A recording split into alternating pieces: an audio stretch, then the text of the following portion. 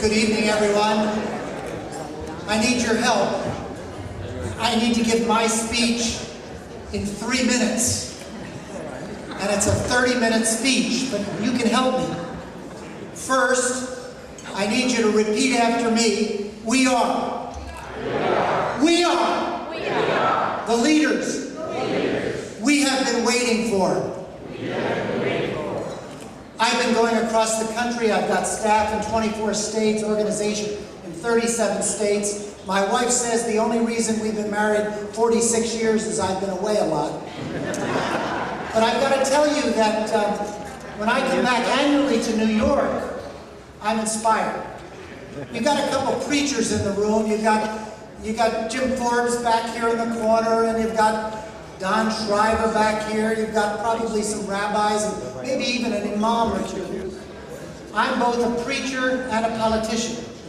And so in order to make my speech short, not only do I need you to recognize that you're the leaders we've been waiting for, but I'd like to celebrate the great gifts of New York's Common Cause. As I walk in John Gardner's shoes and along the same path as Archibald Cox, I know that Common Cause is needed now more than ever across the country. And here in New York, you've done some amazing things. So now that you know how to repeat after me, we're going to do just a little call and response. And here are your words. When I raise my hand like this, all you need to say is, New York Common Cause rocks. Let's try that. New York Common Cause rocks. And I'll just raise my hand and you say, New York Common Cause rocks. New York Common Cause rocks because it put out one of the first reports on deep drilling, deep pockets, and it exposed the influence of corporate lobbyists on state legislatures. It put out one of the first reports. Again, New York Common Cause rocks. It's New York Common Cause rocks. You can do it.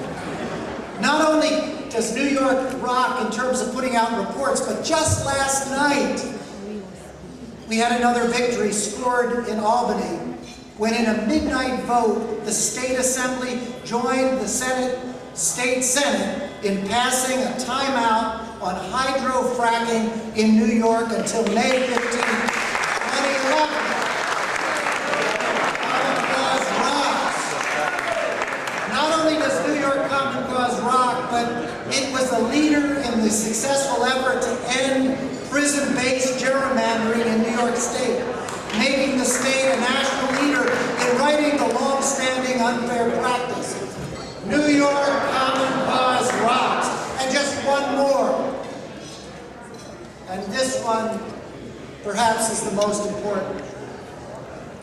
In the midst of the controversy here in New York, Common Cause New York responded courageously under the leadership of Susan Lerner and the Common Cause Board to devise publicly and to organize publicly surrounding the proposed Islamic Center in Lower Manhattan.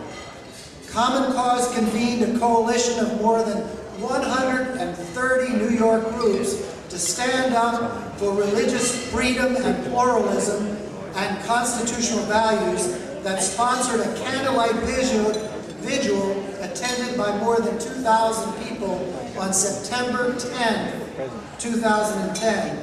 Because of that, several of the large foundations in New York, recognizing the great gift of this coalition, have provided resources to keep the coalition together. Again, together, New York Common Cause rocks. If John Gardner were still alive, here's one of the things he would say.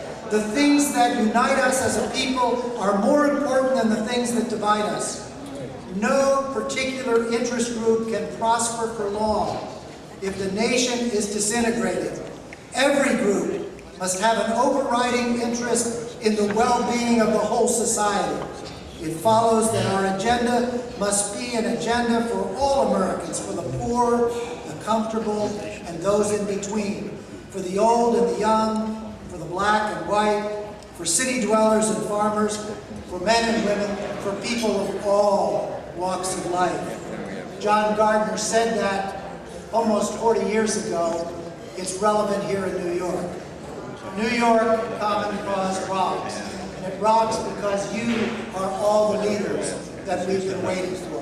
Thank you for coming tonight, and thank you for your contributions, and thank you for your leadership.